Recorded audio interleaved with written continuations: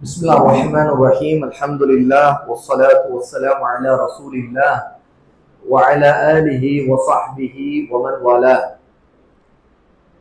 இமாம் அல் அல்பானி ரஹிமஹுல்லாஹி தஆலா சொல்லுகிறார்கள், அரசியலில் யார் இறங்கலாம் எப்போது? இந்த தலைப்புல பக்கம் 59 நம்ம ஆரம்பிக்கின்றோம் இன்ஷா அல்லாஹ். இன்று ஆக்கிரமித்திருக்கும் அரசியல் நடவடிக்கைகள் நம்மை திசை திருப்புவதற்காகவே உண்டாகி உள்ளவை. இமாம் அல்பானி சொல்றாங்க, இன்று என்ன அரசியல் நாம் பார்த்துட்டு இருக்கிறோமோ, அது உலக அரசியலா இருந்தாலும் நாம் வாழக்கூடிய பகுதியில் இருக்கிற அரசியலா இருந்தாலும், இந்த அரசியல் எல்லாமே, இந்த பாலிடிக்ஸ் எல்லாமே நம்மை டோட்டலி டைவர்ட் பண்றதுக்காக உள்ளது.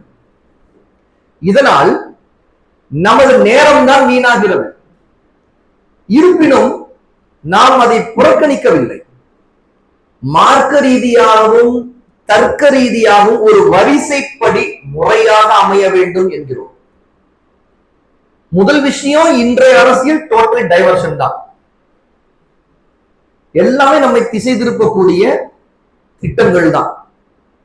இதுல நமக்கு கிடைக்கிற ஒரே விஷயம் என்னன்னு கேட்ட, நேரம் வீணா போனதுதான். அதற்காக ஒட்டுமொத்தமா அரசியல் பக்கமே நாம திரும்புறது இல்லை அப்படிங்கிற ஒரு கொள்கையை நாம இங்க சொல்ல வரல. அப்படி நம்ம புறக்கணிக்கல. ஆனாலும் மார்க்க ரீதியா, மார்க்கம் சொல்லி இருக்கிற வழிகாட்டல் அடிப்படையிலும், தர்க்க ரீதியா இன்னைக்கு இருக்கக்கூடிய அரசியல் சூழ்நிலைகளை பார்த்து நாம் எப்படி நடந்து கொள்வது, புத்திசாலித்தனமா நம்முடைய அறிவின் அடிப்படையிலும் கவனித்து பார்த்தா ஒரு முறையாக நாம் ஒன்றை செய்ய வேண்டும். ஒரு வரிசை அதுல இருக்க வேண்டும். அதாவது முதலில் கொள்கை, அடுத்து வணக்கங்கள், அதற்கடுத்து நடத்தைகள். 3 விஷயங்கள்.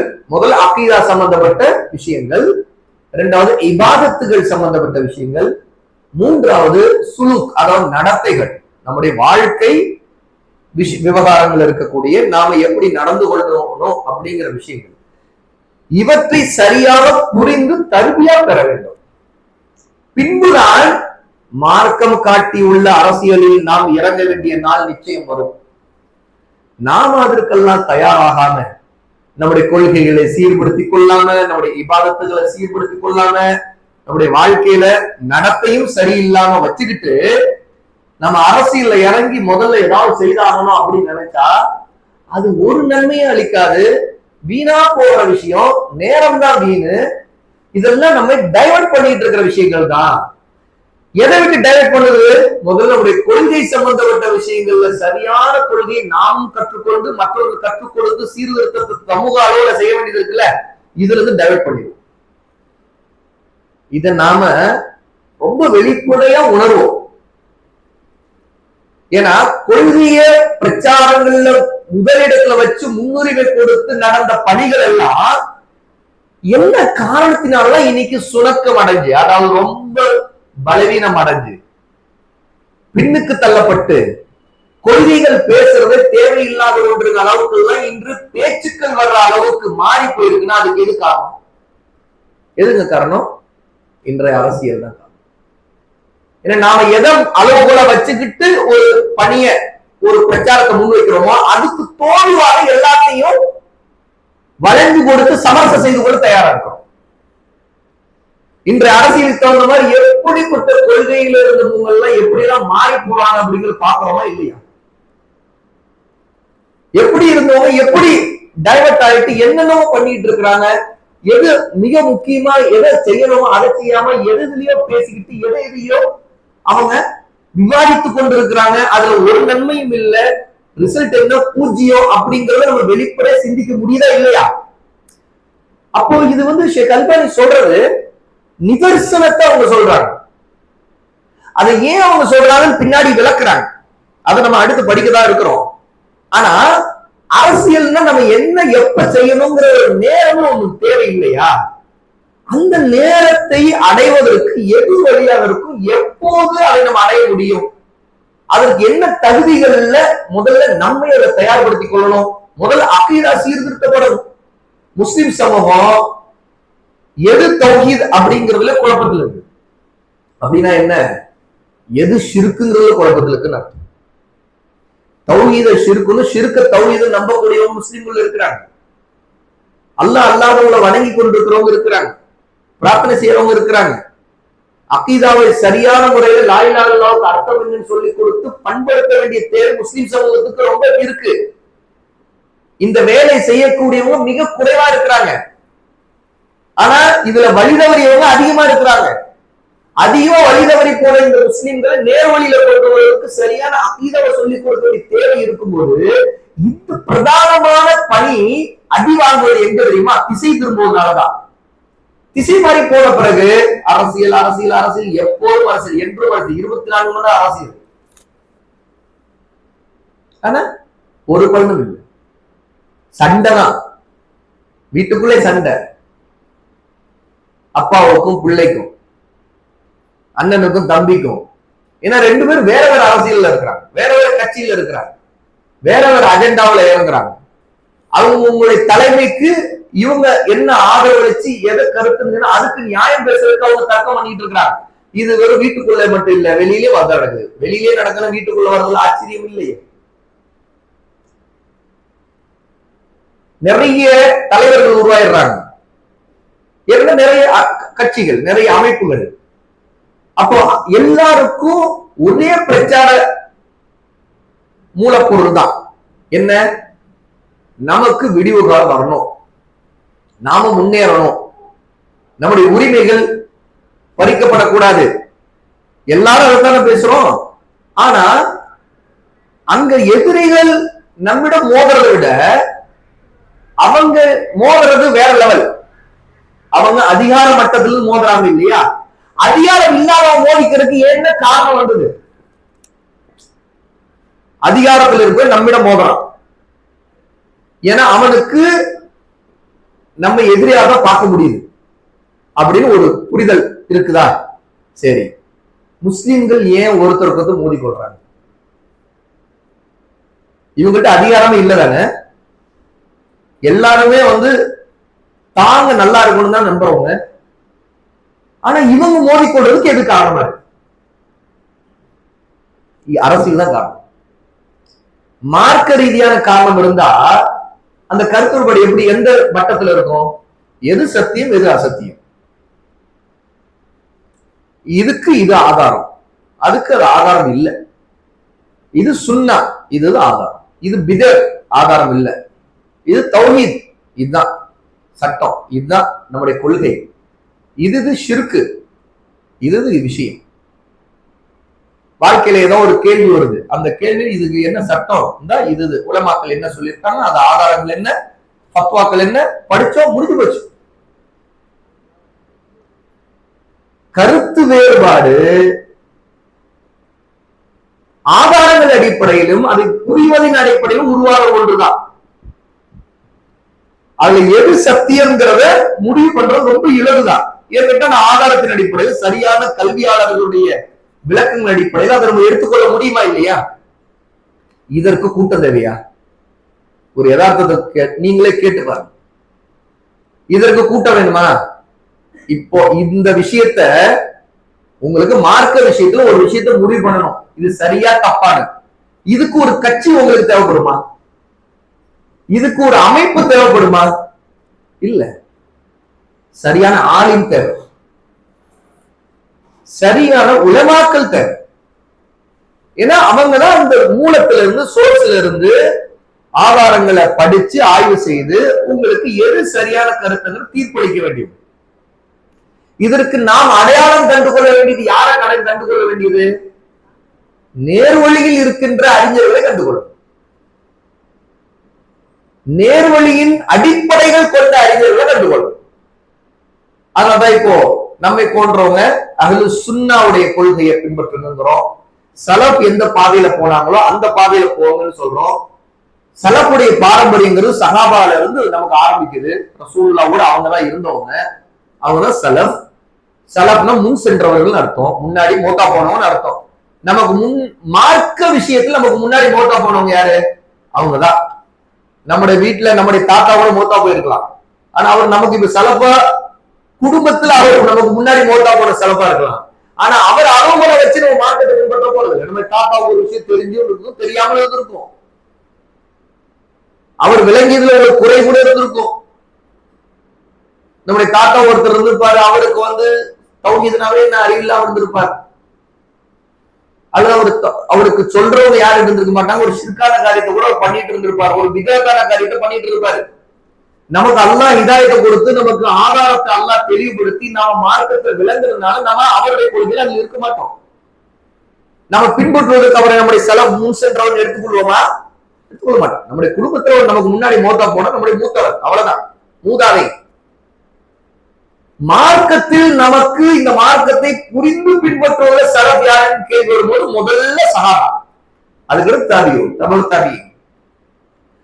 இந்த மிகச்சிறந்த தலைமுறைய அவங்கிட்ட மார்க்க விளக்கங்களை புரிந்து கொண்டு மக்களுக்கு அதை கற்றுக் கொடுப்பதில் ஒரு பெரிய பாரம்பரியத்தை அடைந்திருக்கோம்ல, அந்த பாரம்பரியத்தை தான் நாம் அஹ்லு சுன்னா, சுன்னாவின் அறிஞர்கள், அஹ்லுல் இல்ம், இல்முள்ள கல்விமான்கள், அஹ்லுல் ஹதீஸ், ஹதீஸ் துறை அறிஞர்கள், இப்படி பல பெயர்கள் அறியும். அவர்கள் தான் சலஃப் என்று சொல்றோம். சலஃப் சாலிஹீன், முன் சென்ற நல்லோர்கள். அதுல மிகப்பெரிய இமாம்கள் வாழ்ந்திருக்கிறாங்க. அதுல முதல்ல 4 மதுரகளுடைய பெரிய இமாம்கள், அறியப்பட்ட இமாம்கள், இமாம் அபூ ஹனீஃபா ரஹிமஹுல்லாஹ், இமாம் ஷாஃபிஈ, இமாம் மாலிக், இமாம் ஹம்பல், அஹ்மத் இப்னு ஹம்பல். இன்னும் அவங்க மட்டும் இல்ல, இன்னும் எவ்வளவு இமாம், இமாம் அவுஸாஇ, அவங்களெல்லாம் மதுஹப் இருந்திருக்கு. மதுஹப்னா என்ன? அவங்க மார்க்க விளக்கங்களை, சட்டங்களை, மக்கள் கேள்விகளுக்கு விளக்கங்களை சொல்லிக் கொண்டிருந்தாங்க. பிறகு அந்த மக்கள் ஒரு சாரார் அப்படியே பின்பற்றினாங்க. அது ஒரு மதுஹப் பரவலாச்சு. எந்த இமாம் பிரபலமானாரோ அந்த இமாமை கொண்டு மதுஹப் உருவாச்சு, அவ்வளவுதான். அதுல ஹதீஸ் துறை அறிஞர்களும் வந்திருக்கிறாங்க. அப்ப இன்னைக்கு நம்ம நிறைய ஹதீஸ் துறை அறிஞர்களை, இமாம் புகாரி, இமாம் முஸ்லிம், இமாம் அஹ்மத், இமாம் அபூ தாவூத், இமாம் நஸாஇ, இமாம் திர்மிதி, பலர் அறியும்.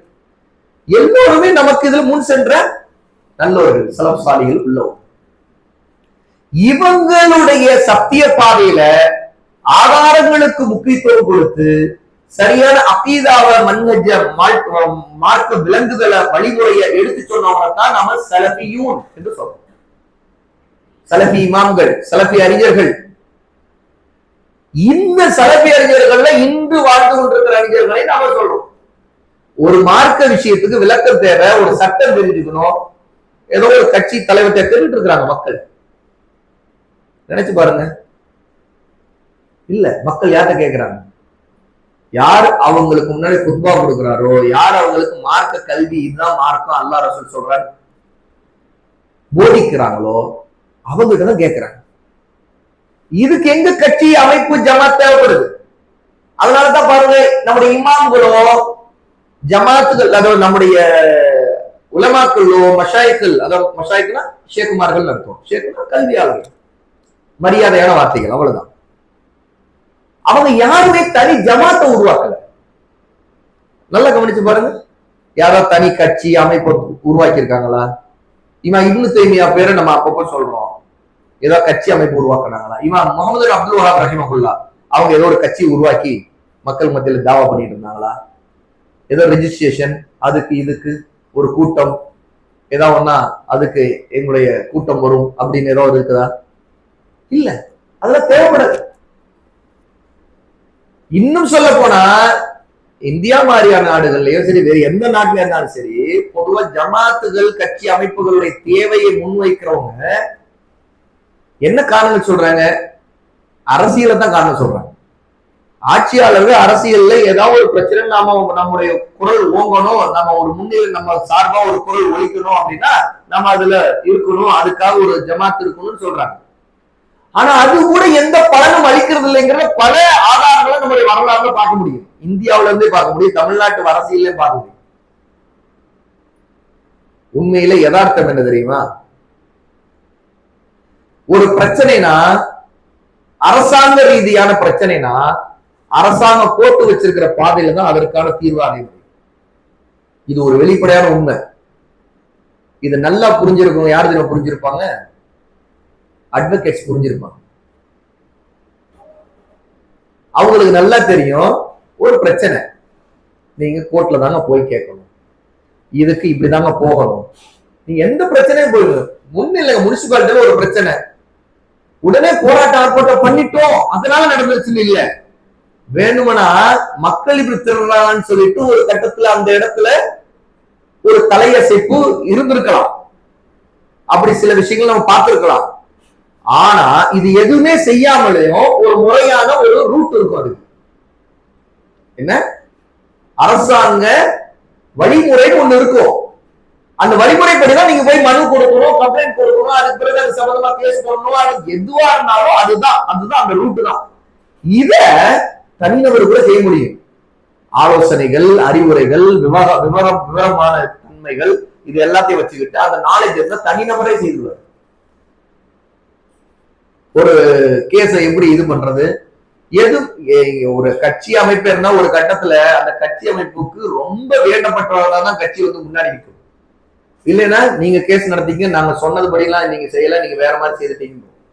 இல்லைன்னா தியாகம் செய்யுங்க, உங்களால நீங்க தான் அதை சமாளிக்கணும், கட்சி இதை உங்களுக்கு ஒத்துழைப்பு கொடுக்க முடியாது, இதுக்கு இவ்வளவு செலவு செய்ய வேண்டியது இருக்குது, எங்க கட்சியில பணம் இல்லை, அமைப்புல பணம் இல்லை, இத்தனை பேருக்கு அமைப்பு எப்படி செய்ய முடியும், வேணா நம்ம ஒண்ணு செய்யலாம், நாம வந்து ஒரு போராட்டம் அறிவிக்கலாம் அப்படிதான் சொல்லணும். அவ்வளவுதான் நம்ம செய்ய முடியும் சொல்லணும். ஏன்னா நினைச்சு பாருங்க, பிரச்சனைகள் நிர்வாகம் சார்ந்த அரசியல் விவகாரங்கள்ல நமக்கு வந்திருக்கிற பிரச்சனைகள் இருக்குது. அதுக்கு எல்லாத்துக்கும் ஒரு சிஸ்டம் இருக்குது. அந்த சிஸ்டத்தை அவங்க அப்ளை பண்ணி தான் அந்த பிரச்சனையை நம்ம கொண்டு வரணும். சிஸ்டம் மாற்றப்படணும்னா நீங்க அதே வழியில போய் அதுக்கு ஒரு கேஸ் அல்ல முறையான தர்க்கங்களை அங்க முன் வச்சு உங்களுடைய உரிமைகளை எந்த இடத்துல சிஸ்டத்தை மாற்றுவதற்கு அது நடக்கணுமோ அந்த இடத்துல போய் தான் பண்ணியாகும். ஒரு உதாரணம் சொல்றேன். நேற்று இரவு இன்னைக்கு காலையிலயோ ஒரு தகவலை படிச்சேன். தமிழ்நாட்டுல ஒரு காவல்துறை அதிகாரி, முன்னாள் காவல்துறை அதிகாரி இருந்தவர், அதாவது அவரை வந்து டிஸ்மிஸ் செய்திருக்கிறாங்க. அவருடைய பதவி பறிக்கப்பட்டிருக்கு. ஒரு முஸ்லீம் காவல்துறை அதிகாரி. என்ன காரணம்? தாடி விவகாரம். அவர் தாடி வளர்த்தாரு அப்படிங்கிறதுக்காக காவல்துறை மேல் வர்க்கம், அதிகார வர்க்கம் அவருடைய பதவிய, அவருடைய பொறுப்பை பறிச்சுட்டாங்க. பறிச்ச பிறகு இது இப்ப நடந்தது இல்ல, இது நடந்து ஒரு 5 வருஷத்துக்கு முன்னாடி நடந்துச்சு. அவரு ஹஜ்ஜோ உம்ராவோ பண்ண போயிருந்திருக்காரு, விடுமுறை வாங்கியிருக்காரு, அதுக்கு பிறகு கூடுதலான விடுமுறை எடுத்திருக்காரு. அதுல முக்கியமா அதோட சேர்த்து தாடியோட வந்து நின்றுருக்காரு. தாடி சிறைக்குன்னு சொன்னப்போ நான் சிறைக்க மாட்டேன்னு சொல்லி இருக்கிறாரு. இதையெல்லாம் காரணமா வச்சு என்ன செய்துட்டாங்க, அவருடைய பதவி பறிச்சுட்டாங்க. அது கூடுதலா அவர் வந்து இந்த மாதிரி எனக்கு நடந்துச்சு இந்த அநியாயம் சொல்லிட்டு அவர் ஒரு வீடியோ ரீல்ஸ் போட்டாரு அப்படின்னு சொல்லிட்டு இந்த பிரச்சனைய தமிழ்நாடு காவல்துறை கையில் எடுத்து என்ன செய்துச்சு, அவரை பதவி நீக்கம் செய்துச்சு. அவருக்கு இனி எந்த பொறுப்பும் இல்லை. அதுக்கு பிறகு அவர் தனிநபர் தான் என்ன செய்தாரு அப்படின்னு பார்த்தா, அவர் கோர்ட்டுல இது சம்பந்தமான கேஸ நடத்தியிருக்காரு. இது தன்னுடைய உரிமை, தன்னுடைய மத உரிமையில தனக்கு தாடி வைக்கிறதுக்கு உரிமை இருக்குது. ஆக இதை வந்து ஒரு முஸ்லீம்ங்கிற முறையில நான் தாடி வளர்க்கணும், நான் அதை விரும்புறேன் அப்படின்னு, இதுக்காக என்னுடைய பதவி பறிக்கிறதுக்கு அனுமதி நியாயம் இல்லை இது அப்படின்னு சொல்லிட்டு உரிமையில கேட்டிருக்காரு. கடைசியில அவரு கோர்ட்ல கேஸ் ஜெயிச்சிருச்சு. இது ஒரு சிம்பிளான உதாரணம் வச்சுக்கங்களேன். இதுல இருந்து நிறைய படிப்பனைகள் இருக்குது. அதாவது முஸ்லிம் இயக்கங்கள், அமைப்புகள், கட்சிகள் எத்தனை இருக்குது, இதுவரைக்கும் ஒன்று கூட யதார்த்தமா இந்த உண்மை ஒவ்வொரு கட்சி அமைப்புல இருக்கிறவங்க நீங்கள் யாராவது இருந்தீங்கன்னா நீங்களே ஏத்துப்பீங்க, ஆமா உண்மைதான் அப்படின்னு ஏத்துப்பீங்க. இதுவரைக்கும் யாருமே முஸ்லிம்களுக்கு இந்த உரிமை உண்டு, ஆகவே இதுல நாங்கள் அரசிடம் நாங்கள் இந்த கோரிக்கை வைக்கிறோம், எங்களில் முஸ்லீமா இருக்கிற ஒரு காவல்துறை அதிகாரி தாடி வளர்த்து நீங்க தடுக்க கூடாதுன்னு சொல்லிட்டு யார் இது வரைக்கும் ஒரு தீர்மானம் கூட போட்டதில்லை எனக்கு தெரிஞ்சு. அப்படியேதான் போட்டிருந்தா நீங்க தெரிஞ்சுதான் சொல்லுங்க. இதுல மட்டும் இல்ல, எத்தனையோ உதாரணங்கள் சொல்லலாம். நம்முடைய அடிப்படை உரிமைகள்ல மார்க்க ரீதியான உரிமைகள் இருக்குல்ல, மார்க்கம் ஒன்றை ஹராமாக்கி இருக்குது, அதை செய்வதற்கு செய்ய வேண்டும் என்று அரசு கட்டளையிடுது. சட்டப்படி பார்த்தா நம்ம அதுக்கு இணங்க கூடாது. நாம் விலகி நின்றணும். எப்படி? தாடி சிறைக்கிறது ஹராம். அரசோ அல்லது ஒரு பணி, அது அரசு பணியா இருந்தாலும் வேற எந்த பணியா இருந்தாலும் சரி, நீங்க ஒரு கம்பெனில போய் ஜாயின் பண்றீங்க, தாடியை சிறைக்கணுங்க அப்படின்னு சொன்னா, அப்படின்னா எனக்கு இந்த வேலை வேணாங்க, அல்லாஹ் எனக்கு ரிஸ்க் அளிக்கிறவன், என்னுடைய ரப்பு தான் என்னை படைச்சவன், எனக்குரியத என்னுடைய தேவையை அவன் நிறைவேற்றிடுவான். நான் என்னுடைய மார்க்கத்தை சமரசம் செய்து கொண்டு ஒரு ஹராம செய்துட்டு உங்ககிட்ட நான் வருமானத்தை பெற தேவையில்லை. அந்த பொருளாதாரத்தை அல்லாஹ் எங்க இருந்தாலும் எனக்கு உறுதி கொடுத்துரும். எனக்கு படைச்ச நேரத்திலே அல்லாஹ் என்னுடைய வயிற்றுல என்னுடைய தாய் வயிற்றுல எனக்கு உயிர் ஊதும் போது என்னுடைய ரிஸ்க் நிர்ணயிக்கப்பட்டதுன்னு சொல்லிட்டு ஒரு முஸ்லீம் உறுதியா முடிவு எடுத்துட்டு வந்துடலாம். ஆனா முஸ்லீம்கள் நிறைய பேர் இல்லை. ஏன்னா முதல்ல அக்கீதாவிலே முஸ்லீம்கிட்ட பிரச்சனை, உறுதி இல்லை, மார்க்க கல்வி இல்லை. எத்தனையோ முஸ்லீம்கள், அது காவல்துறையா இருக்கட்டும், எத்தனையோ பொறுப்புகள்ல தாடி சிறைத்துக் கொண்டு சமரம் செய்து கொண்டிருக்கும் இருக்கிறாங்க. அதாவது இல்முள்ளவர்கள் சமரம் செய்து கொண்டிருக்கிற நிலையில நிர்பந்தத்துல இருக்கிறவங்க எத்தனை பேர் இருக்கிறாங்க. இல்மில்லாதவங்க இது என்ன தப்பு, இதெல்லாம் தாடி வைக்கணும், இதெல்லாம் பிற்போக்கத்தனம் பேசுற அளவுக்கு அடி முட்டாள்தனமா இருக்கிற முஸ்லீம்களும் இருக்கிறாங்க. அந்த மாதிரி பிற்போக்கத்தனம் சொல்றது குஃப்ருன்னு கூட அவங்களுக்கு தெரியாது. ரசூலுல்லாஹி ஒரு சுன்னால பிற்போக்கத்தனம், இதெல்லாம் நாகரிகம் இல்லாதது அப்படின்னு நினைக்கிறது குஃப்ர். அது தெரியாது அவங்களுக்கு. அவங்களுக்கு அக்கீதா அறிவே இல்லை, கொள்கையான அறிவே இல்லை. அப்ப இன்னைக்கு இவ்வளவு அமைப்பு கட்சிகள் நமக்கு மத்தியில் இருந்தாலும் மார்க்க ரீதியா நமக்கு இடையூறா இருக்கக்கூடிய விஷயங்கள் இருக்குதா இல்லையா? இதற்கெல்லாம் குரல் கொடுக்கறதுக்கு எங்க இதுவும் இல்லை. அந்த மாதிரி விஷயங்கள், சில விஷயங்கள் ஒன்று ரெண்டு, இந்த மாதிரி திருமணம், தலாக் பிரச்சனைகள், இப்படி இந்த முத்தலாக், அதையும் பாருங்க, அதிகார வர்க்கம் தான் நினைச்சது சாதிக்க முடியுது. அதுக்கு நம்ம எத்தனை அமைப்புகள் வச்சிருந்தா ஒண்ணு நடக்க போறோம். தீன நம்முடைய வாழ்க்கையில அமல்படுத்துறதுக்கு நம்ம என்ன செய்யணுமோ அல்லாஹ்வுக்கு அஞ்சி அல்லாஹ்வின் பக்கம் நின்று முதல்ல இந்த சோதனைகள்லாம் வந்ததுக்கு நாம ஒரு காரணம். ஏன்னா நம்முடைய குடும்ப வாழ்க்கையில் இருக்கிற மார்க்கத்துக்கு முரணான போக்கு இருக்குதா இல்லையா? தலாக் கொடுக்கிறது, குலா வாங்குறது, இந்த மாதிரி பிரச்சனைகள்ல முஸ்லிம்கள் இஸ்லாமிய வழிமுறை எப்படி சுன்னா அடிப்படை நடக்கல. அல்லாஹ் ஒரு சோதனையாக கொண்டு வந்துட்டா நீ இப்படிதான் செய்வியா, உனக்கு இன்னொரு சோதனை கொடுக்குறேன், உனக்கு அச்சுறுத்துறேன்னு சொல்லிட்டு அல்லாஹ்வுல அநியாயக்கார ஆட்சியாளர் கொண்டு முத்தலாக் தடை சட்டம், இந்த மாதிரி பல பிரச்சனைகளை அல்லாஹ்வுல நமக்கு காட்டலாம். அதுக்கு மறைமுகம் முதல் காரணம் யாரு? நாம தானே. நம்மிடம் இஸ்லாம் இல்ல, சரியில்லை, தலாக்கு இந்த மாதிரி விஷயங்களை சரியான மார்க்க வழிமுறையை பேணவில்லைங்கிறது முக்கியமான காரணமா இல்லையா? அப்போ அரசியல் தான், ஆட்சியாளன் தான் எல்லாத்துக்கும் காரணம் சொல்றது ஒரு மிகப்பெரிய பொய். ஆரம்பம் தூண்டி விடுற காரணமே நாம இருப்போம் பல விஷயங்கள்ல, அல்லது கொஞ்சம் அவன் தூண்டி விட்டான்னா அதுல இன்னும் நல்லா தூண்டி விடுறதுக்கு நாம மக்களை தூண்டி விட்டு கடைசியில சின்னதை பெருசாக்கி குட்டிய பெரிய அளவுக்கு பூதாரமாக்கி விட்டு பிரச்சனைகளை வளர்த்து விடுறதுக்கு காரணங்களை நாம இருந்திருப்போம். ஏன்? நம்முடைய வழிமுறை, நம்முடைய அணுகுமுறையில வரக்கூடிய கோளாறு. இப்ப நான் விஷயம் எதை சொல்லிட்டு இருந்தேன்னா, எதுக்குமே தீர்வுங்கிறது வழக்கத்துல இன்னைக்கு நம்ம மக்கள் எது எடுத்தாலும் ஒரு போராட்டம், ஆர்ப்பாட்டம், உடனே பேஸ்புக்ல இது பண்ணு, அப்போஸ் போடு, அப்படி பண்ணு, இப்படி பண்ணு, அப்பதான் ஒரு பூக்ஸ் அப் வரும், அப்பதான் ஒரு இது வரும், அப்பதான் கவனம் பெறும் அப்படின்னு நினைக்கிறாங்கல்ல. அது சரியான வழிமுறை இல்லைங்கிறது ஒரு சின்ன உதாரணம் தான்.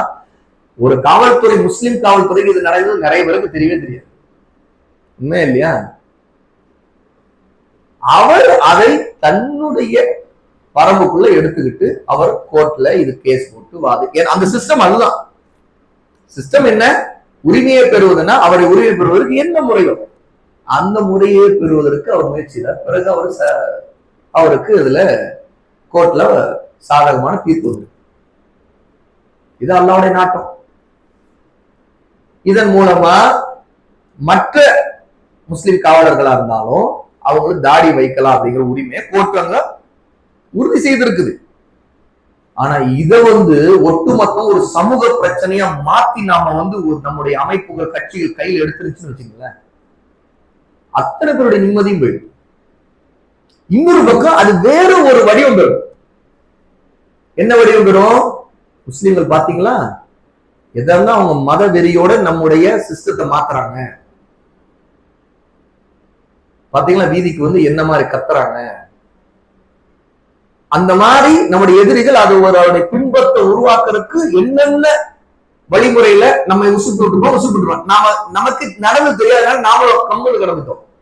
அங்க ஒருத்தர் வீடியோ போட்டுட்டு அவருக்கு அடுத்த கட்ட பிரச்சனைக்கு ஒரு கோர்ட்டுக்கு போயிட்டாரு. அவரு ஒருத்தருக்கு வீட்டு பிரச்சனை வச்சுக்கங்களேன், அவருடைய தனிப்பட்ட விவகாரத்துல கேஸ் போட்டு ஏதோ சமாளிச்சு கோர்ட்ல நியாயமான தீர்ப்பு வாங்கி அதுக்கு பிறகு தன்னுடைய பிரச்சனையை சால்வ் பண்ணிக்கிறான்னு வைங்களேன். அந்த மாதிரி ஒரு இடத்துல இந்த பிரச்சனை மத ரீதியான ஒரு கடமையை ஒருத்தர் செய்வதற்கு அவர் என்ன செய்துட்டார், அவர் அந்த கோர்ட்ல இதுதான் ரூட் அவருக்கு தெரிஞ்சிருக்கு, இந்த ரூட்ல தான் போய் ஆகணும். வேற எந்த ரூட்ல போனா ஒண்ணும் நடக்காது, நடந்துகிட்டே கத்திக்கிட்டே இருக்கும். நம்முடைய நேரம் வீணா போயிருக்கும், பொருளாதாரம் வீணா இருக்கும். ஒரு அமைப்பா இருந்தா ஒரு கூட்டத்தை நடத்தணும், அதுக்கு ஒரு போராட்டம் நடத்தணும், அதுக்கு எவ்வளவு மக்களுடைய செல்வந்தர்களிடம் அதற்காக வசூலிக்க வேண்டிய தேவை எவ்வளவு இருக்குது. அத்தனையும் செய்து கொண்டே இருந்திருப்போம், இன்னும் பூதாரமா வெடிச்சுட்டே இருக்கும். அது பல வடிவங்களை, ஏன்னா அரசியல் சூழ்ச்சி எல்லாம் அதை சேர்ந்துக்கும். இப்படி போனா இப்படி நடக்கும், சைத்தான் செய்வான், இப்படி ஒவ்வொன்னே கோத்துருவான். அதுக்கு பிறகு அடுத்தடுத்து நம்ம இழுத்துக்கிட்டே போவோம். அது வாட்டம் நான் என்னமோ நினைச்சது எங்கெங்கயோ இழுத்துட்டு போயிடுச்சு அப்படின்னு நினைப்போம். இந்த மாதிரி உதாரணங்கள் நீங்க நினைக்கணும்னு வைங்களேன், பின்னாடி திரும்பி பாருங்க. நம்முடைய இதுவரைக்கும் என்னென்ன விஷயங்களுக்கு அரசியல் சார்ந்து முஸ்லிம்கள் களத்தை எதுக்கெல்லாம் அமைச்சுக்கிட்டு வேலை செய்யறாங்களோ அதுல ஒவ்வொன்றுலயும் பாத்தீங்கன்னா இந்த அதுக்கான சிஸ்டத்துல அந்த ரூட்ல போய் பண்ண முடியாது. நாம கத்திக்கிட்டே தான் இருந்திருக்கும், அது வேற ஒரு ரூட்ல ஒண்ணு நடந்துகிட்டே இருக்கும்.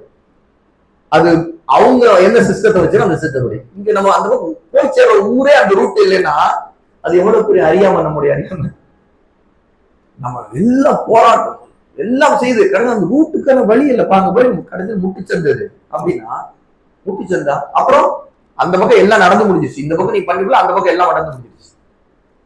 இதையும் தாண்டி அல்லாஹ் ஒரு சோதனை வச்சிருப்பான். நீங்க எல்லா கோர்ட்டு எல்லாம் நடந்திருக்கலாம், கடைசி தீர்ப்பு நமக்கு எதிராக வரும். அல்லாஹ் அங்க பெரிய சோதனை வச்சிருக்கான்னு அர்த்தம். அப்ப தீர்ப்பு எதிராக வருதுன்னா நீங்க எந்த ரூட்ல போனாலும் அதுதான் நடக்கலாம். நீதி கொடுக்கப்படுற இடத்துல நீதி கிடைக்கலன்னு என்ன பண்ணுவீங்க, அல்லாஹ்வோட திரும்ப வருது. அப்ப அல்லாஹ் அவனுடைய இந்த உலக நீதியில சில சோதனைகளை இப்படி வச்சிருக்காங்கன்னா அல்லாஹ் பக்கம் திரும்பித்தான் நாம் இதற்கான தீர்வை தேடணுங்கிறத இங்க விஷயம். இல்லாட்டி நேரம் எல்லாம் வீணாகும். ஷேக் அதான் சொல்றாங்க, நாம அரசியல் செய்யணும் தான், அதுக்கான ஒரு நாள் வரணும். அந்த நாள் எப்ப வரும்னு கேட்டா நீங்க முதல்ல அக்கீதாவுல இபாதத்துகள்ல இபாதத்து சரி பண்ணல, நீங்க மஸ்ஜிதுக்காக அவ்வளவு போராட்டம் பண்ணி என்ன பண்ண, சுபுவே தொழல, அல்லாஹ்வுடைய உதவி எப்படி வரும்? குஃப்ர் ஷிர்க் எப்படி அல்லாஹ்வுடைய உதவி வரும்? குணநலங்கள் சரி செய்யல, ஹராமான வியாபாரத்துல முஸ்லிம்கள் இருக்கிறாங்க, அல்லாஹ்வுடைய உதவி எப்படி வரும்? அப்ப இதெல்லாம் சரி செய்து கொண்டால் பாருங்க, ஷேக் சொல்றாங்க, பின்புதான் மார்க்கம் காட்டி இருக்கின்ற அரசியல்ல அதிகாரத்தை அடைந்து அதுல நீங்க எப்படி நிர்வாகம் செய்யணும், அரசியல் செய்யணுங்கிறத அப்ப அங்கு இறங்க வேண்டிய நாள் உங்களுக்கு நிச்சயமா அப்போது வரும். அரசியல் என்றால் என்ன? ஷேக் இப்ப எழுதுறாங்க, அரசியல் என்றால் சமுதாயத்தின் காரியங்களை நிர்வகிப்பது என்பது அர்த்தம். என்னங்க அரசியல்னா என்னங்க? சிம்பிளா சொல்லுங்க, சமுதாயத்துடைய உம்மத்துடைய விவகாரங்கள் இதை நிர்வாகம் செய்யறது, மேனேஜ் பண்றது, இதுதான் அரசியல். அப்படியானால் சமுதாயத்தின் காரியங்களை நிர்வகிக்க வேண்டியவர் யார்? அரசியல்னா சமுதாயத்தின் காரியங்கள் நிர்வாகம் செய்யறது. சரி, அப்படின்னா அது செய்ய வேண்டியவர் யாரு அப்படின்னு கேள்வி வருது இல்ல? இதுக்கு பதில் என்ன ஷேக் சொல்றாங்க, ஒரு கட்சியை நிறுவக்கூடிய அல்லது ஒரு இயக்கத்துக்கு தலைமை தாங்கக்கூடிய அல்லது ஒரு ஜமாத்தை வழிநடத்தக்கூடிய ஜெய்தும் பக்ரும் அம்ரும் அல்ல. அரபியில ஏதாவது ஒரு XYZ சொல்ற இடத்துல இந்த பெயர்களை தான் சொல்லுவாங்க. நாம ஒருத்தர் அந்த இடத்துல ஒரு ஆள உதாரணமா சொல்லணும் அப்படின்னா இங்கிலீஷ்ல என்ன, ஒரு XYங்க அப்படின்னா என்ன அர்த்தம்? யாரோ ஒரு X ஒரு Y ரெண்டு பேரு, அந்த இடத்துல பேர் சொல்லலன்னு அர்த்தம். பேர் அதெல்லாம் வேண்டாங்க, ஒரு XYங்க, நான் ஒரு எக்ஸாம்பிள் சொல்றேன் அப்படின்னு சொல்றாங்கன்னா XY சொல்லுவாங்க, XYZ அப்படின்னா. இந்த மாதிரி XYZ சொல்ற இடத்துல அரபியில் இருக்குன்னா ஒரு ஜெய்து ஒரு பக்ருங்க ஒரு அம்ருங்க அப்படியே மூணு பேருடைய பேரை சொல்றாங்க. மூணு பேரும் யாரோ ஒருத்தர் அர்த்தம். அந்த இடத்துல ஜெய்து பக்ரு அம்ருன்னு அர்த்தம் இல்ல, யாரோ ஒரு மூணு பேரு. அப்போ இந்த இடத்துல அரசியல்ல காரியங்களை மக்களை நிர்வாகம் செய்ய வேண்டியவங்க யாருன்னா, இதோ ஜெயித் இருக்காரு அவருங்க, இதோ பக்ர் இருக்காரு அவருதான், இதோ அம்ரு இருக்காரு அவருங்க அப்படின்னு சொல்றது இல்லை. ஏன்னா ஓ அவர் இந்த கட்சி வச்சிருக்காரு, ஓ இவர் வந்து இந்த ஜமாத்தோடு நடத்திட்டு இருக்காரு, ஒரு பெரிய கூட்டம், அவங்களுக்கு உறுப்பினர்களே 6 லட்சங்க 10 லட்சங்க, ஓ இவராங்க இவர் 2 லட்சம் தாங்க, ஜெயிதுக்கு 2 லட்சம் தான், பக்ருக்கு 10 லட்சம் பேர் இருக்கிறாங்க, அம்ருக்கு அவங்க பெரிய ஜமாத்து 6 லட்சங்க, அப்புறம் இவங்க வந்து ரொம்ப மோசமானவங்க, இவங்க நினைச்சா எது வேணா செய்வாங்க, அப்படிப்பட்ட கூட்டங்க. இவங்கெல்லாம் நிர்வகிக்கிறவங்க இல்லைங்கிறாங்க சேக்கு. இவங்கெல்லாம் நிர்வகிக்கிறவங்க இல்ல, உம்மத்தை நிர்வகிக்கிற அரசியல் அதிகாரம் தானே. அதிகாரம் இல்லாம ஒரு ஜமாத் வச்சுக்கிட்டா அரசியல் நிர்வாகம் செய்ய முடியுமா? சேக் என்ன சொல்றாங்க பாருங்க. உண்மையில் சமுதாயத்தின் காரியங்களை நிர்வகிக்கும் பொறுப்பு முஸ்லிம்கள் முன்னிலையில் உறுதிமொழி எடுத்துக்கொண்ட ஆட்சியாளருக்கு மட்டும்தான். முஸ்லிம்களை நிர்வகிக்கிறோம்னா ஆட்சி இருக்கும், அதிகாரம் இருக்கும். அவர் என்ன செய்திருப்பாரு? ஆட்சியை அவரிடம் ஒப்படைக்கப்பட்டிருக்கலாம், அவர் சமுதாயத்துல பையச் செய்திருக்கலாம், அவரிடம் மக்கள் பையச் செய்திருக்கலாம், அல்லது அவரிடம் அதிகாரம் இருக்குது, அதிகாரத்தை கைப்பற்றி இருக்கலாம். முதல்ல ஒருத்தர் அதிகாரத்தில் இருப்பார், அவரை வீழ்த்தி இவர் படையெடுத்து வந்திருக்கலாம், ஏதோ ஒரு இடத்துல இவர் ஆட்சியை கைப்பற்றிருக்கலாம். அதுக்கு பேர் எப்படி எல்லாம் ஆட்சி அவர் கைக்கு வந்திருக்கலாம். இன்னைக்கு ஆட்சி வேணும்னா அது எவ்வளவு தந்திரங்கள் இருக்கு, உண்மையா இல்லையா? எவ்வளவு சூழ்ச்சிகள் பின்னாடி நடக்குது, இது சாதாரண மக்களுக்கு தெரியவே தெரியாது அதுல என்னென்ன நடந்துட்டு இருக்கு. ஒரு கட்சியின் பிரதிநிதியா இருக்கிறவனுக்கு அவனுக்கு பின்னாடி என்ன நடக்குது தெரியாது. அவ்வளவு ஒரு சூழ்ச்சிகள் பின்னாடி மலை பின்னாடி இருந்துட்டு இருக்கும். அப்ப அவ்வளவு விஷயங்களும் நடந்து ஒருத்தர் வந்து ஆட்சியை கைப்பற்றி வந்து உட்காரலாம் அப்படின்னா அவன் சும்மா வந்துருப்பான் அவ்வளவு சீக்கிரம். அதுக்கு முன்னாடி எவ்வளவு அவனுக்கு எவ்வளவு சப்போர்ட் பின்னாடி இருந்திருக்கும். ஏன்னா ஒரு ஆட்சி கைப்பற்றுவதற்கு ஆட்சி அதிகாரத்தில் இருக்கிறவங்க முதல்ல சப்போர்ட் தேவை. ஆட்சி அதிகாரத்தில் இருக்கிறவங்க சப்போர்ட் தேவை. எவ்வளவு தந்திரங்கள் அதுக்கு பின்னாடி இருக்கும். சேக் சொல்றாங்க, ஒரு கட்சியை நிறுவுறதோ அல்லது வந்து ஒரு ஜமாத்தை வழி நடத்துறதோ தலைமை தாங்குறதோ இவங்க இந்த செய்து பக்ர ஆம்பர் இந்த மாதிரி 4 பேர் XYZ எல்லாம் சேர்ந்து சமுதாயத்தை நிர்வகிக்கிறது இல்ல. முஸ்லிம்கள் முன்னிலையில உறுதி பிரமாணம் எடுத்துக்கொண்ட அல்லது ஆட்சி அதிகாரத்தை வைத்திருக்கிற ஒருத்தர் தான் சமுதாயத்தை நிர்வாகம் செய்யறார். நடப்பு அரசியல் சூழ்நிலை அறிந்திருக்க வேண்டிய கடமை அவருக்கு தான். எல்லாரும் இன்னைக்கு அரசியல் என்ன நடக்குது, எல்லாம் நடக்குது, எது நடக்குது எல்லாத்தையும் படிச்சுக்கணும்னு அவசியமா? ஒன்னும் படிச்சாலும் படிக்காவிட்டா ஒன்றும் நடக்க போறது. நாம என்ன செய்ய போறோம்? இப்ப அடுத்து என்ன செய்வோம்? வகுப்பு முடிஞ்சுட்டா அடுத்து வீட்டுக்கு போயிடும். வீட்டுக்கு போனா புள்ள குட்டிகளை பார்க்கணுங்க, அவரோட வீட்டை விட்டு வெளியே வரணும். ஏன்? சம்பாதிக்கணும். வீட்டுக்குள்ள இருக்க முடியாது, சம்பாதிக்கணும். என்ன தேவை அதை பார்க்கணும். அவரோட உடம்பு சரியில்லை, உடம்பு கவனிக்கணும்.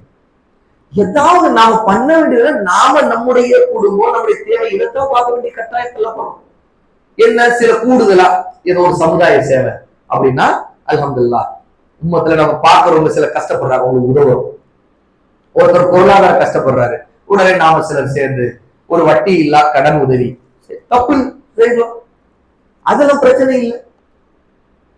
ஒருத்தருக்கு திடீர்னு அவருடைய நிலைமை, அவர் வந்து ஹாஸ்பிட்டல் அட்மிட் ஆகிற, அவருக்கு ரத்த தேவைப்படுது, ரத்த தானம் செய்யணும். அல்லது இந்த மாதிரி அதிகாரம் இல்லாமலேயே செய்கின்ற உதவிகள் சேவைகள் சில இருக்கா இல்லையா? அதுக்கு வந்து ஒருத்தரும் அதிகாரமும் அவர் வந்து சட்டமன்றத்தில் நின்று பேசி பாஸ் பண்ணணும் அப்படிங்கிற தேவை இருக்காது. ஏன்னா அதை கையில வச்சிருக்கிற அதிகார வர்க்கம் வேற. 99% பேரு அதிகாரம் இல்லாமல் தங்களுக்கு மத்தியில வாழ வேண்டியவங்க தான். ஒரு பெரிய அதிகார சட்ட ஒரு ரூட் ஒரு சிஸ்டம் இருக்கு, அந்த சிஸ்டத்தை கீழே வாழ்ந்துக்கணும்.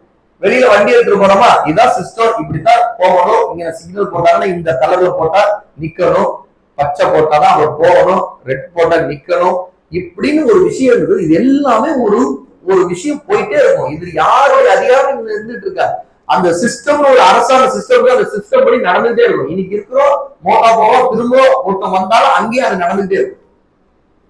ஒரு சிஸ்டத்தை மொத்தமா மாத்துறதுங்கிறது சாதாரணமா எல்லாரும் இதுக்கான கடமைகள், இது பத்தி அறிவு எல்லாத்தையும் வளர்த்துக்க வேண்டிய தேவை இருக்குதா? எல்லாம் என்னென்ன நடக்குது எல்லாத்தையும் படிச்சு தெரிஞ்சு வச்சிருக்கணும் அப்படிங்கிற தேவை இருக்குதா? இல்ல. நடப்பு அரசியல் சூழ்நிலைகளை எல்லாத்தையும் அறிஞ்சிருக்க வேண்டிய கடமை அவருக்கு தான். யாருக்குன்னா, யாரு அதிகாரத்தில் இருக்காரோ, ஆட்சியாளராக இருக்காரோ, அவர் ஒரு மன்னராகவோ அல்லது எப்படி இருந்தாலும் சரி, அந்த மனிதர் அவர் தான் சமுதாயத்தை அவர் பொறுப்பு அவர் கையில இருக்குது, அதிகாரம் அவர் கையில், அவர் தான் நிர்வகிக்க வேண்டியவர்கள் இருக்கிறார். உண்மையா இல்லையா? அதுதான் ஷேக் சொல்லிட்டு சொல்றாங்க, நிர்வாகத்தை நடத்தும் முழு பொறுப்பும் அவரையே சாரும் என்றாலும் இன்று முஸ்லிம்களிடம் ஒற்றுமை இல்லாத சூழ்நிலை நிலவுகிறது. இந்நேரத்தை பொறுத்தவரை யார் இவர்கள் மீது ஆட்சி செய்கிறாரோ அவர் தமது பொறுப்பை நிறைவேற்ற தேவையான அறிவை பெற்றுக்கொள்ள வேண்டும். ஷேக் சொல்றாங்க, சமுதாயத்தின் நிர்வாகி என்பவர் யாருன்னா அதிகாரத்தில் இருப்பவர் தான். ஒரு ஜமாத்தையோ ஒரு அமைப்பையோ இயக்கத்தை நடத்துகிறவர் அதிகாரியா இல்ல. அவர் எந்த முடிவும் எடுக்க முடியாது. யாருக்கு இன்றைய அரசியல் நிலவரங்களை பற்றிய அறிவு யாருக்கு தேவைன்னு கேட்டா, யார் இந்த பொறுப்பில் இருக்கிறாரோ அவர் தான் இன்றைய நடப்பு அரசியல் சூழ்நிலைகளை தெரிந்து வைத்திருக்கணும். நிர்வாகத்தை நடத்தும் முழு பொறுப்பு அவரிடம் தானே இருக்கிறது அப்படின்னு சொல்லிட்டு இங்க ஒரு விஷயத்தை ஷேக் சொல்றாங்க, பொறுப்பை நிறைவேற்ற தேவையான அறிவை அவர் பெற்றுக்கொள்ளும். அப்ப அரசியலை முற்றிலும் புறக்கணிக்கவில்லை. யார் அந்த அரசியல் அதிகாரத்தில் இருக்கிறாங்களோ அவங்களுக்கு அது தேவைன்னா அவங்க அந்த விஷயத்தை பற்றி, இன்னைக்கு நடக்கக்கூடிய பிரச்சனைகளை பற்றி அறிவு அவருக்கு இருக்க வேண்டும். இந்த காரியங்களில் எல்லாம் நாம் உழன்று கொண்டிருக்க கூடாது. யார் நாம்னா பொதுமக்கள் எல்லாரும். யார் வேணாலும் அரசியல் விவகாரங்கள்ல கருத்து சொல்றது, எது எடுத்தாலும் அதை பற்றி தர்க்கங்கள் விவாதங்கள் பண்ணிட்டு இருக்கிறது, அதுல ஒரு பெரிய ஒரு முடிவு எடுக்க போறதை பற்றி ஒரு டிஸ்கஷன் நடந்துகிட்டு இருக்கிறது. என்ன பாப்போம், என்ன இவ்வளவு பேசுறீங்க, என்ன சும்மா பேசினவங்க, நாம என்ன செய்ய முடியும் அப்படி கடைசியில் முடிச்சுட்டு கிளம்பி போறது. இது எவ்வளவு நேரம் வீணுங்கிறது நம்ம தெரிஞ்சுக்க வேண்டாமா இந்த விஷயங்கள்ல? ஆனா இன்னைக்கு பாருங்க, நிறைய அமைப்புகள், அந்த கட்சிகள், ஹிஸ்பியாக்கள்லாம் இருக்கிறவங்க, இளைஞர்களுக்கு இன்று அரசியல் விழிப்புணர்வு தேவை. நிறைய அரசியல் அது இது நடக்கிறது எல்லாம் தெரிஞ்சிருக்கணும். இது இன்னமும் பெரிய முடிவு எடுக்க போவதை போல அவங்களுடைய நேரங்களை இப்படி திசை திருப்பி தேவை அற்ற, அதாவது பலன் தராத கல்விகளை, வெறும் இந்த உலகத்தை பற்றிய ஆசாபாசங்கள், சில அரசியல் விஷயங்களை தெரிஞ்சுக்கிற ஒரு ஜெனரல் நாலேஜ ஒரு பெரிய முக்கியமான கடமையான கல்வியை போல எடுத்து கொடுத்து விளக்கி அதுக்காக ஒரு பெரிய டிஸ்கஷன் நடத்தி அதிலேயே அவங்களை உலர வைக்கிறது இருக்கு. ஷேக் சொல்றாங்க, நாம எல்லாம் எல்லாரும் தனிநபர்கள் இப்படிப்பட்ட விஷயங்கள்ல உணர்ந்து கொண்டிருக்கு தேவையில்லாதது. இதை பற்றி நமக்கு நிறைய அறிவு இருந்தாலும் அதனால் ஒரு பலனும் உண்டாக போவதில்லை. ஏனெனில் அதிகாரம் நம்மிடம் இல்லை எனும்போது சமுதாயத்தை நிர்வகிப்பதில் நாம் எந்த முடிவை எடுக்க போவதில்லை. நேரம் தான் வீணாகும். இது எவ்வளவு யதார்த்தம் பாருங்க. இது எவ்வளவு உண்மையிலே உண்மைன்னு நினைச்சு பாருங்க. இந்த வார்த்தையை யார் மறுக்க முடியும்? என்னதான் ஒருத்தர் பெரிய அரசியல்வாதியா, அதாவது அதிகாரமே இல்லாமல் இருக்கின்ற நிலையில அரசியல்வாதியா அவர் இயங்கி கொண்டிருக்காருன்னா அவருடைய நேரம் வீணாயிட்டு அவர் வாழ்க்கையை தொலைஞ்சிருக்கும். இதுல நிறைய பேர்த்த இதை கேட்கலாம். யாரு வாய் வந்து இது அதிகம் கேட்கலாம் அப்படின்னா, ஒரு கட்டத்துல வாழ்க்கையிலேயே ஒரு கட்சிக்கு ஒருத்தர் கொடுத்திருப்பாரு. அந்த கட்சி சொல்றதுக்கெல்லாம் தலையாட்டிட்டு எல்லாத்தையும் செய்திருப்பாரு. அவரே சொல்லுவார், நான் தான் போஸ்ட் அடிச்சேன், நான் தான் இதை செய்வேன், இதை பண்ணேன், அதை பண்ணேன், இவ்வளவு இதை பண்ணேன், அது பண்ணேன், என்னென்னமோ வாழ்க்கையில அதுக்கு அர்ப்பணிச்சிருப்பாரு. அவரு வாழ்க்கையா அதுல போயிருக்கும், எல்லாம் முடிஞ்சிருச்சு. கடைசியில இவ்வளவு பண்ணோம், இன்னைக்கு எங்கெங்கயோ போயிடுச்சு, நம்ம கையில ஒண்ணும் இல்லைங்க, இவ்வளவு காலம் இதுதான் போராடணும், ஒன்னும் நடக்கல, எல்லாம் ஜீரோ தாங்க, என் வாழ்க்கை இப்படி நான் நினைச்சு போயிட்டேன் அப்படின்னு சொல்லுவேன். இந்த மாதிரி லட்சக்கணக்கான பேரவங்க இன்னைக்கு இருக்கக்கூடிய நிறைய அமைப்புகள்ல கட்சிகள்ல இருக்கிறவங்க கடைசியில் அவங்க காலம் முடிஞ்ச பிறகு உட்கார்ந்துட்டு அவங்க கருத்து சொல்லுவாங்க, நம்ம பிள்ளைங்களாம் நல்லா இருக்கணும், இதெல்லாம் உனக்கு தேவையில்லடா, இப்படியே உன்னை நாசமாக்கிடுவாங்க, கடைசியில நீ இப்படியே போய் இதுலயே போய் கடைசியில அப்படியே ஓடிக்கிட்டே இருப்ப, கடைசியில திரும்பி பார்க்க உனக்கு நடக்க போயிடும், ஒழுங்கா உன் புள்ள குட்டி பாரு, உடைய வியாபாரத்தை பாரு, ஒழுங்கா அது என்ன தேவையோ அதை பாரு, இவாச்சி இது அப்படி அடிபட்டு மொத்தமா வாழ்க்கை போய் சேர்ந்த பிறகு நல்ல புத்தி. அதுக்கு முன்னாடி உலமாக்கல் இது உனக்கு தேவையில்லைப்பா, இதனால ஒரு பலனும் இல்லை, இதெல்லாம் நேரம் வீணா, இவங்கெல்லாம் கோழிகள்ங்க. எப்படி உலமாக்களை இந்த மாதிரி சிந்தனை அவங்கள்ட்ட கொஞ்சம் பேசி பார்த்து தெரியும். உலமாக்கள் வந்து கோழைகள், அவங்களுக்கு அறிவே இல்லை, அவங்களுக்கு உலகத்துல என்ன நடக்குன்றதுல ஒண்ணுமே தெரியாது. அவங்க அவங்க ஒண்ணு வானத்துக்கு மேல பேசுவாங்க, பூமிக்கு கீழே பேசுவாங்க. எப்படி விமர்சனம், அவங்களும் சொர்க்கம் நரகம் அதை பத்தி பேசிட்டு இருப்பாங்க, இல்லைன்னா கபூர்ல என்ன நடக்குதுன்னு பேசிட்டு இருப்பாங்க. இந்த உலகத்துல என்ன நடக்குதுன்னு பேச மாட்டாங்க. ஏன்னா அவங்களுக்கே தெரியாது, அவங்களுக்கு உலக அரசியல்ல நடக்கிறதுலாம் தெரியாது. அப்படின்னு சொல்லிட்டு உலமாக்கள் சொல்லக்கூடிய, நான் சொல்ற சரியான அவரு சொன்ன உலமாக்கள், அவங்க சொல்லக்கூடிய அறிவுரை எல்லாத்தையும் அவங்க சொல்லக்கூடியதுக்கு உள்நோக்கம் கற்பிக்கக்கூடியவங்க தான் இன்னைக்கு நிறைய பேர் விடுவாங்க. எப்படின்னா இவங்கெல்லாம் வந்து ஏற்கனவே இருக்கக்கூடிய ஏதாவது ஒரு அரசியல்வாதிகள் அல்லது ஆட்சியாளர்கள் அவங்களுக்கு ஜாகிரா கட்டுறதுக்காக இந்த வேலையெல்லாம் செய்யறாங்க, அதுக்காக இந்த தத்துவத்தை இந்த சிந்தனை எல்லாம் பரப்புறாங்க. சலபிங்கிறது இதுதான் அந்த சிந்தனை. இப்படி ஒவ்வொருத்தையும் அதற்கு உள்நோக்கம் கற்பிச்சு சாயத்தை பூசி இருக்கிற மக்கள் விழிப்புணர்வு அடையப்படுகிற தடுக்கின்ற வேலைகளை, அதுல அது கலங்கத்தை ஏற்படுத்துற வேலைகளை தான் செய்துட்டு இருப்பாங்க. ஆனா இவங்க ஒண்ணு சாதிச்சிருக்க முடியாது. அதிகபட்சமாக ஒரு எம்எல்ஏ இருக்கலாம். ஒரு முஸ்லீம் என்னென்னவோ வாழ்நாள் கூட அது கொடுத்தாரு, எம்எல்ஏ ஆகிட்டார். என்னங்க செய்தார்? எம்எல்ஏ ஆகி என்ன செய்தாருங்க? ஆமாங்க, இப்ப பாருங்க, அங்க வந்து குப்பையே எடுக்காம இருந்திருக்கிறாங்க. பாருங்க என்ன நடந்திருக்குது. கார்பரேஷன் குப்பை எடுங்க, அதிகாரம் வந்துச்சுல. இப்ப என்ன செய்தோம்? களத்துல இறங்கணும். உடனே நேரா போனாரு எங்க எம்எல்ஏ, போனாரு, கூப்பிட்டாரு, ஏப்பா இங்க குப்பை எடுக்கல அப்படின்றாரு. நடிக்கிட்டாங்கல்ல, உடனே வேலையாச்சு, உடனே வேலையாச்சு. பாருங்க, உடனே கிளீனா அந்த இடத்துல எப்படி இருக்குது, கிளீனா. அப்புறம் அங்க பாருங்க, பாலமே இல்லாம இருந்துச்சு. எவ்வளவு கஷ்டப்பட்டு இருந்தாங்க மக்கள். பாலம் போட்டோம், இது நாங்க செய்திருக்கோம். இதெல்லாம் சும்மாவாங்க. எவ்வளவு கஷ்டப்பட்டு, எவ்வளவு ரத்தத்தை கொடுத்து, எவ்வளவு போஸ்ட் அடிச்சு நான் இதுக்கு வேலை செய்திருந்தா எங்க எம்எல்ஏ வந்த பிறகு நடந்திருக்குது. இது சரி பாரு, இதுக்கு வந்து ஒட்டுமொத்த உண்மத்தை போட்டு பல செல்வங்கள்ட்ட பணத்தை வாரி இறைக்க சொல்லி வாங்கி பெரிய பெரிய கூட்டங்கள், பெரிய பெரிய மாநாடுகள், அது போட்டு இவ்வளவு பண்ணது இந்த குப்பையை அகற்றுவதற்காகப்பா, இந்த பாலம் ஒண்ணு போடுறதுக்காக. ஆமாங்க, சமூகத்துக்கு நாம தாங்க செய்தாகணும். சரிங்க, இது வந்து அரசு எந்திரங்களை வச்சு நீங்க பண்ணீங்க. மத்தது நிறைய விஷயம் நம்மளுக்குதான் எல்லாம் பண்ண வேண்டியது இருக்குது. என்ன சொல்றீங்க? ஆமா, நாம தான் பிணத்தை அடக்க வேண்டியதா இருக்குது. கொரோனா எல்லாம் ஓடி போய் அரசாங்கம் நாம தான் பிணத்தை தூக்கணும், நாம தான் நம்ம மக்கள் தான் பண்ணணும் இருக்குது. ஆமாங்க, சமூக சேவையில அல்லாட்ட கூலி இருக்குல்ல. இதுதான் அப்போ பிரதானமா இது யாரோ செய்யறாங்க? மத்த அமைப்புகள், மத்த மதத்துக்காரங்களோ அல்லது மத்த கூட்டங்களோ மத்த கட்சிக்காரங்க யாரும் செய்ய மாட்டாங்க. முஸ்லிம்கள் தான் இல்லையா மாதிரி. அவங்களுக்கு அல்லாஹ் பேரை சொல்லி, ரசூலுல்லாஹ்வுடைய பேரை சொல்லி, அல்லாட்ட கூலி இருக்கு, நீ அந்த ஜனாசா அந்த மையத்தை எல்லாத்தையும் புதைக்க வேண்டியது போல எரிக்க வேண்டியது வா அப்படின்னா சரி. இப்போ முஸ்லிம்கள் எது பிரதானமா அவருடைய கடமை? ஒட்டுமொத்தமா இந்த நடவடிக்கை எல்லாத்துலயும் இறக்கி விட்டு கடைசியில என்ன மிச்சம் அப்படின்னா, முஸ்லிம்கள் வாழ்றது கஷ்டமா இருக்குதுங்க இங்க.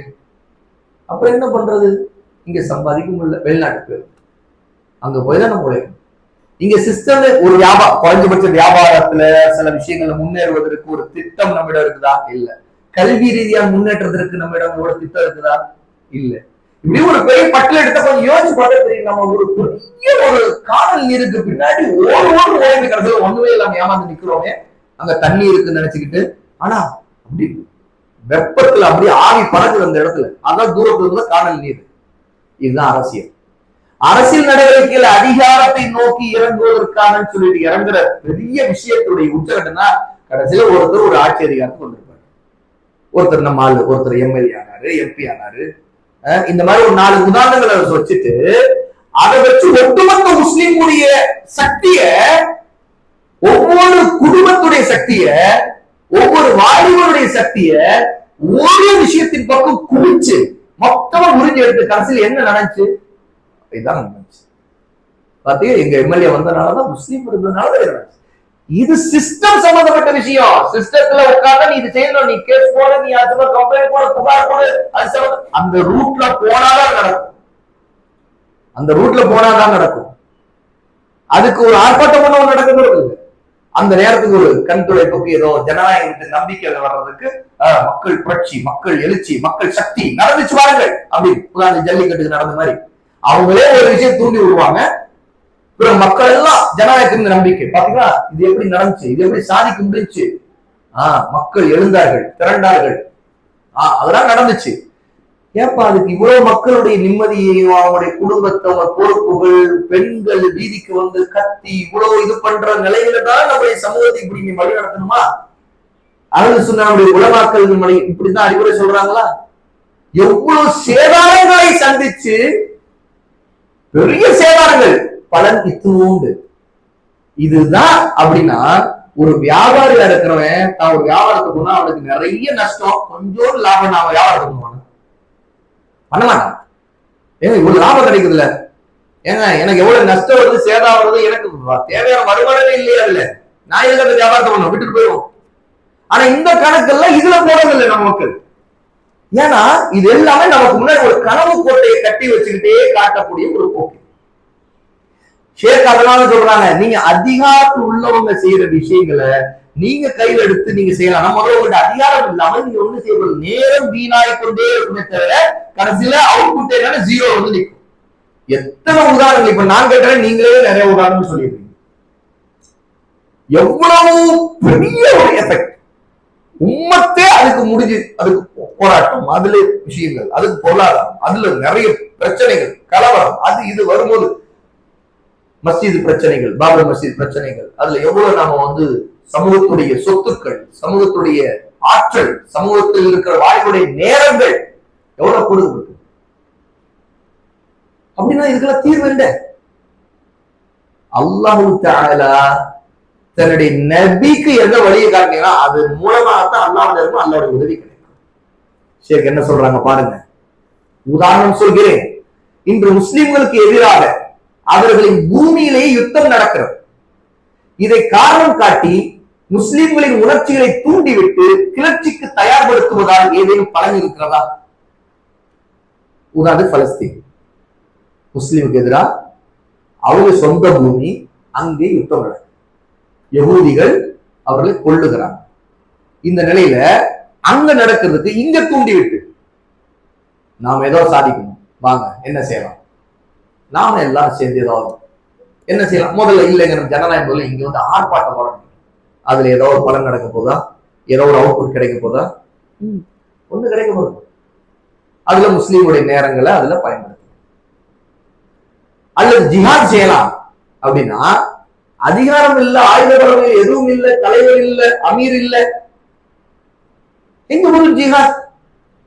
அடுத்து ஷேக் சொல்றத கவனிங்க. முஸ்லிம்களிடம் பையத் வாங்கி அதிகாரப்பூர்வ ஜிஹாது செய்கின்ற அமீர் இல்லாத நிலையில் நாம் இருக்கிறோம். முஸ்லிம்கள் யுத்தம் நடக்குது, ஆனா நமக்கு பையத் செய்யப்பட்ட ஒரு அமீர், ஒரு ஹலீஃபாவோ, அதுக்கான தகுதி உள்ள, அதுக்கான ஆற்றல் உள்ள ஒரு ஆட்சியாளர் இல்ல. எப்படி ஜிஹாத் செய்யறது? முடியாது.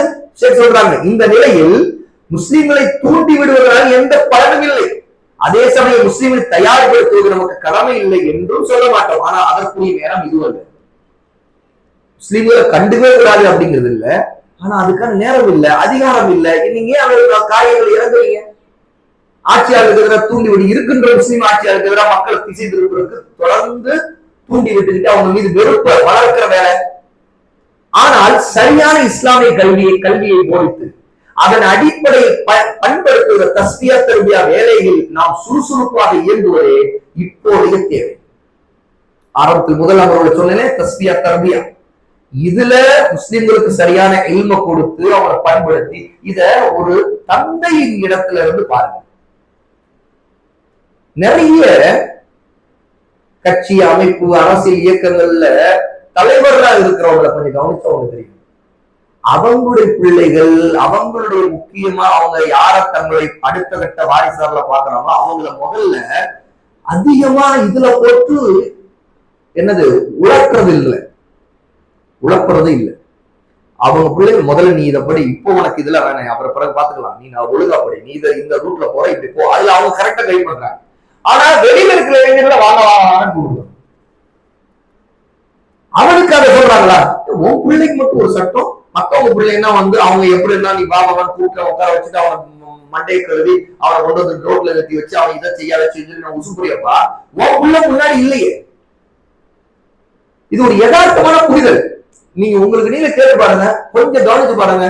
எங்கிருந்து எவ்வளவு அமைப்புகள் இயக்கங்கள் இருக்குதோ அத்தனையில எது முன்னணி வைக்கக்கூடிய தலைவர்கள் அவங்களுடைய பிள்ளைகள் என்ன செய்யறாங்க கொஞ்சம் யோசிச்சு பார்த்தா, ஒண்ணும் அதுல ஒருத்தர் விவரமா இருந்தான்னு வச்சுக்கோங்க, தாம் பிள்ளையும் இப்படி முன்னாடி இருக்குன்னு நினைக்கிறோம்னா அந்த அளவுக்கு அவருக்கு மார்க்கறிவு இல்லாம அந்த அவருடைய கட்சி வெறி அவருக்கு ஏறி போயிருக்குன்னு அர்த்தம். அதாவது அறிவும் இல்லை, அவருக்கு அறிவும் இல்லை, தன்னை காப்பாற்றியும் அவருக்கு தெரியல, அந்த அளவுக்கு பெரிய முட்டாளா இருக்காங்க. அவன் பிள்ளைக்கு நாசமாக்கிட்டான் அப்படின்னு சொல்லுவாங்க.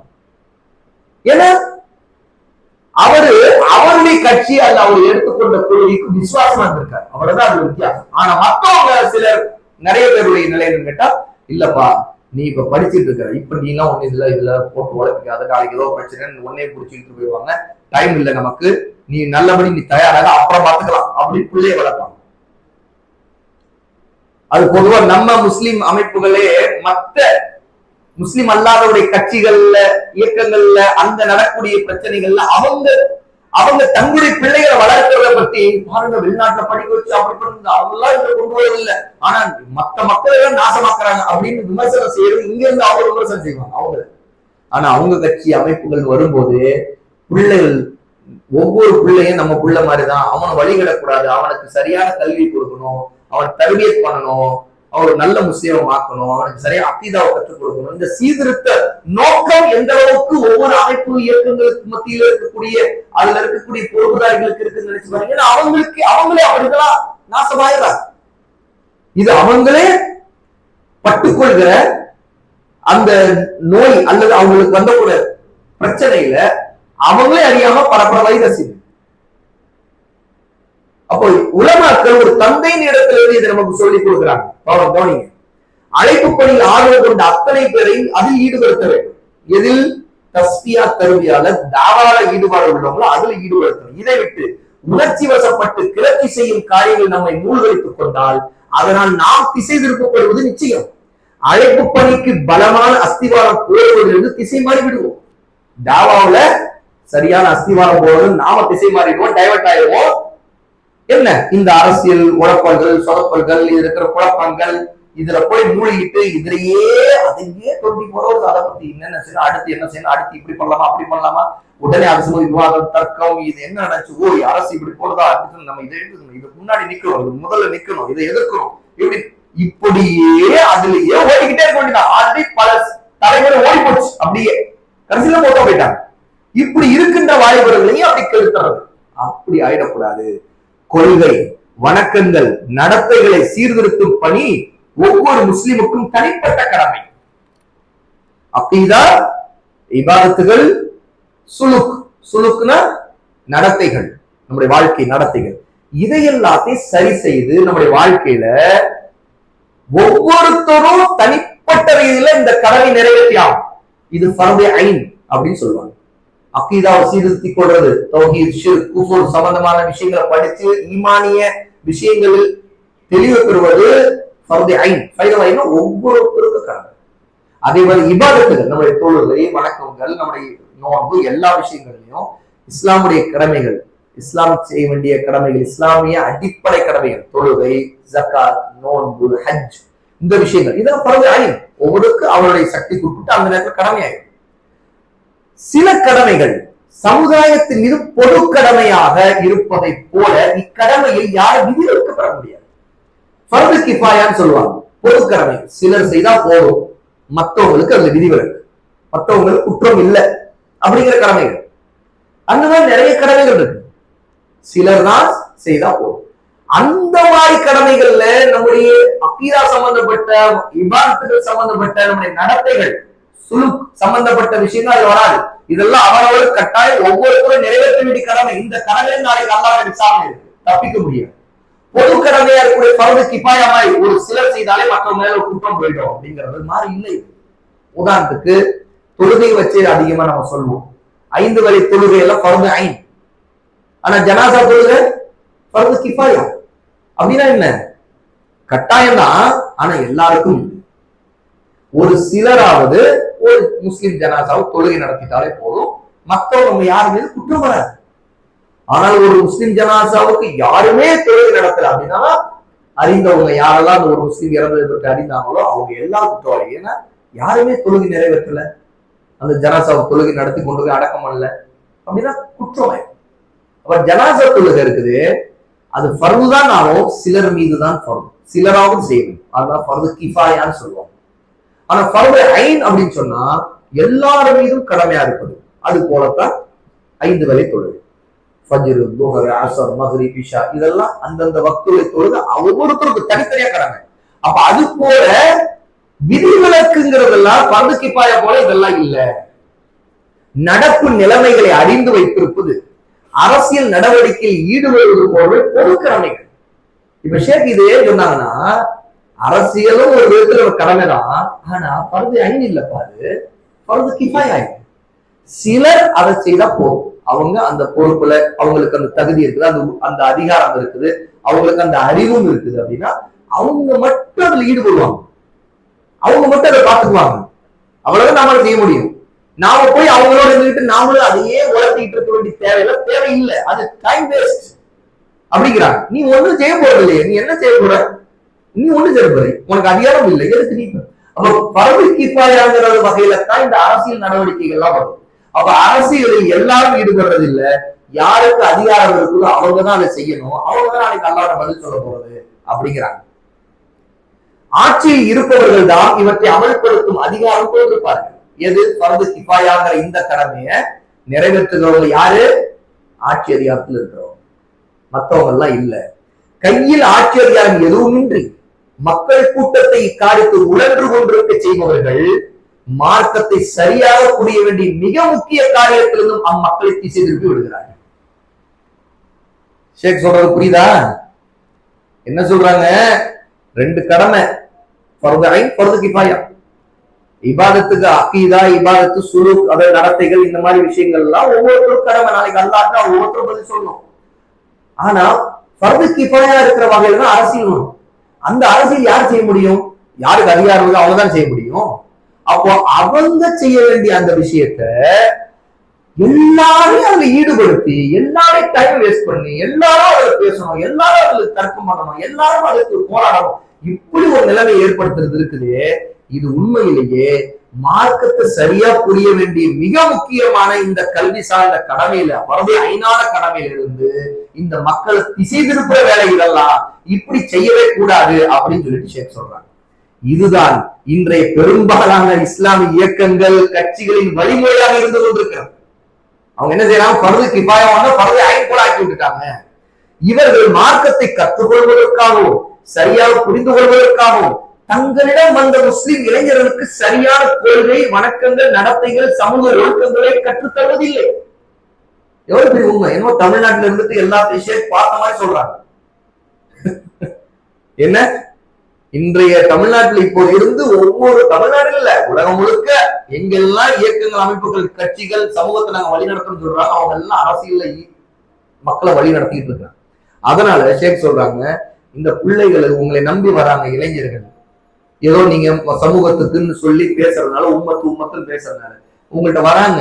நீங்க அவங்களுக்கு நல்ல அக்கீதாவை, மார்க்கத்தை, ஒழுக்கத்தை, ஃபிக்ஹ், சட்டங்களை, இபாதத்துகளை கற்றுக் கொடுக்கக்கூடியவங்களா இருக்கிறீங்களா? பிரச்சனை இல்லை, அப்படின்னா பிரச்சனை இல்லை. ஆனா நீங்க என்ன செய்றீங்க? இவங்க அதுக்கெல்லாம் கற்றுத் தர்றதில்ல, அவங்க அப்படி தயார்படுத்துறது இல்ல, இந்த அரசியல் நடவடிக்கைகளை போட்டு அவங்க நாசமாக்குறீங்களே, அதில் அலட்சியம் கடைபிடிக்கிறார்கள். இந்த மாதிரி விஷயங்கள்ல, சீர்திருத்த பணிகள்ல பிள்ளைகளை, இளைஞர்களை சரியான வழி நடத்துறது இவங்க ஆட்சியம் கடைபிடிக்கிறாங்க. இன்னும் சொல்ல போனா இதற்காக பணி செய்யக்கூடிய, இந்த மாதிரி கல்வி பணி செய்யக்கூடிய உலமாக்களை அவங்க அடக்கி வைக்கிறாங்க. இது உண்மை. சத்தியத்தை சொல்லக்கூடிய உலமாக்கள் பாருங்க, எப்பவுமே சத்தியத்தை சொல்லக்கூடிய உலமாக்கள் எந்த அமைப்பும் இருக்க முடியும், எந்த கட்சியில இருக்க முடியாது. ஏன்னா அங்க ஒரு அதிகார வர்க்கம் இருக்கும், அந்த வட்டத்துக்குள்ள அதிகாரம் இருக்கும்ல, தலைவர், செயலாளர், பொருளாளர் அப்படின்னு. ஒரு விஷயம் தப்புப்பான்னு சொன்னா அவங்க ஏத்துக்க மாட்டாங்க அவ்வளவு சீக்கிரம். அதுல அவங்களுடைய அரசியல் போக்குக்கு அது இடையூறா இருக்குது அப்படின்னா, இல்லைங்க இதுல எங்களுடைய நிலைப்பாடு இதுதான், ஆலிம் சார் நீங்க சொல்றதெல்லாம் சரிப்படாம தெரியல அப்படின்னு, இது தப்புப்பா, இது இந்த மாதிரி செய்யக்கூடாது, இல்ல இல்ல நீங்க உங்களுக்கு பிடிக்கிற நீங்க விளைவிக்குங்க, நீங்க கட்சி விட்டு போய்க்குங்க, நீங்க நம்ம அமைப்பு விட்டு போய்க்குங்க, இல்ல இதை நான் தப்புன்னு நான் மக்களுக்கு சொல்லுவேன், உடனே எழுதுங்க, நம்முடைய அமைப்பின், இயக்கத்தின், நம்முடைய ஜமாத்தின் கட்டுப்பாட்டை மீறி நடந்ததால் இவரை நாம் அடிப்படை உறுப்பிலிருந்து விலக்குகிறோம், இனிமேல் நம்முடைய சகோதரர்கள் யாரும் இவரோட எந்த ஒரு ஒற்றுமையோ வைத்துக் கொள்ளாதீர்கள். எப்படி அப்படி இருக்கு? சிம்பிளா சொன்னா, இனிமேல் அவன்கிட்ட எந்த வகையில் பேசாதீங்க, இவன் நம்முடைய எதிரி, நம்முடைய கட்டுப்பாட்டை மீறி நடந்துட்டான். இது சாதாரணமா, இது அசத்தியவாதிகளுக்குள்ளே சாதம் நடக்கும், அவங்க அசத்தியத்துல அவங்களுக்கு கத்துவாங்கன்னா இதுதான் சட்டம்.